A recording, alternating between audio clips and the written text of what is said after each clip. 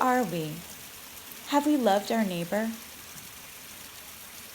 A mob tortured and murdered Claude Neal in the town where Bill Witherspoon's mom lived as a privileged 15-year-old. They desecrated Mr. Neal's body on the courthouse lawn. For Steffi E. Zust, the lynching memorial resonated with another memorial she had stumbled on 5,000 miles away 3 months earlier. I got to go to a conference in Prague, and that was the excuse to get to Eastern Europe. My family's Hungarian Jewish. My father came here when he was 16 in 1929, and his nuclear family, his parents and his one sibling got out, but his entire extended family were sent to the camps, and all but 4 were killed. And so it had been a lifelong dream for me to go and see. My niece, who lives in Toronto, she and I took the train from Prague to Budapest, and then we were driven from Budapest to Romania, to Cluj and other cities in Transylvania. We used this wonderful travel agency that held our hands through the entire journey. They were amazing, and I gave them the little information that I had, and the guide that we had in Cluj took us, and I saw where the house that my father grew up in. That was astonishing. My father had 2 cousins, a brother and a sister, who survived the camps. The brother and his wife immigrated to Australia. There are 2 daughters in my generation. I am in touch with the younger of those 2 daughters. I got to go in the building where her parents had lived and take photographs for her. I had no desire to go to the camps.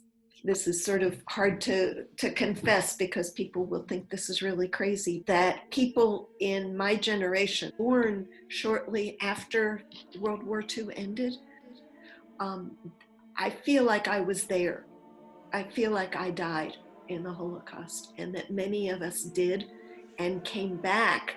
And particularly in the 60s, we worked so hard to make this world a different place. On the way from Prague to her father's city of Cluj, Steffi and her niece had stopped over in Budapest.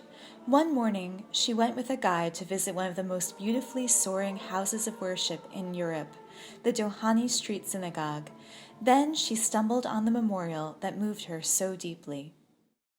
Outside of that synagogue, there is what's now a garden. They took all of the Jews that were still there and just enclosed them in this place next to the synagogue and just left them there to starve to death. It's now a cemetery and a memorial, and it has the names of all of those people that were trapped in that enclosure, who died. There was an energy there that was visceral for me.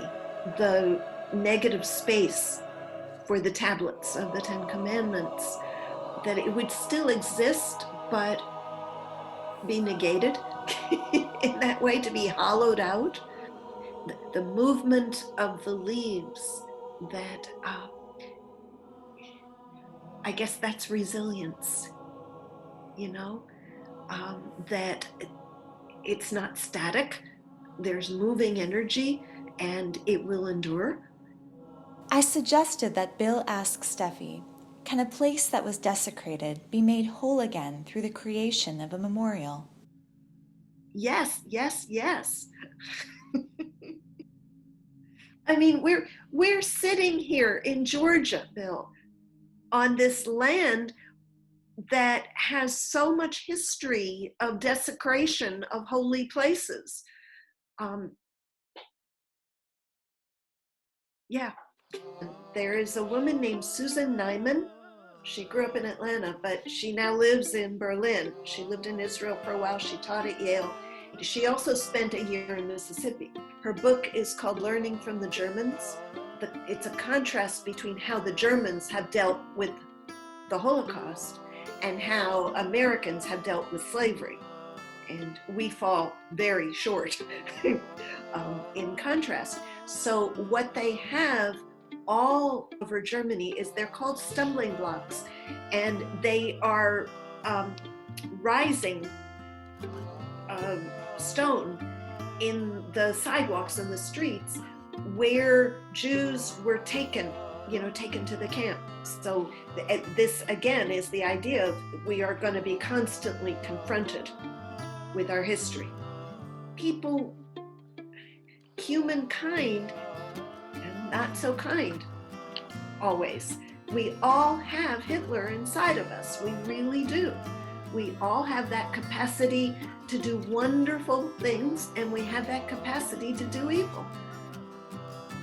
And we have to make intentional choices, and some of us make better choices than others.